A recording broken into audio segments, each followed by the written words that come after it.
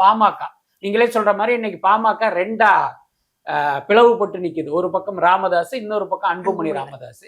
அன்புமணி ராமதாஸ் பின்னால பாத்தீங்கன்னா நிர்வாகிகள் எல்லாமே இருக்காங்க. இப்ப ராமதாஸுடைய குற்றச்சாட்டின்படி, அவருடைய கூற்றின்படி ஏதோ ஒரு போலியாக சில டாக்குமெண்ட்டை ரெடி பண்ணி தேர்தல் கமிஷனுக்கு அனுப்பி தன்னை ஒரு கட்சியின் தலைவராக அவர் நிலைநிறுத்திக்கிட்டாரு. அதுக்கு அடுத்து அன்புமணியினுடைய ஒரே நோக்கம், ஒரே லட்சியம் என்னன்னா, ஒன்றிய அமைச்சர் பதவி, முக்கியமாக சுகாதாரத்துறை அமைச்சர் பதவியை வாங்கணும், அதன் மூலமாக பல ஆயிரம் கோடி சம்பாதிக்கணுங்கிறத தவிர அவருக்கு வேற எந்த அரசியல் நோக்கமும் கிடையாது. அதனால அவரை பொறுத்த வரைக்கும் அதை ஒரு நிபந்தனையா வச்சு பாஜக அதிமுக கூட்டணிக்கு தான் போவாரு.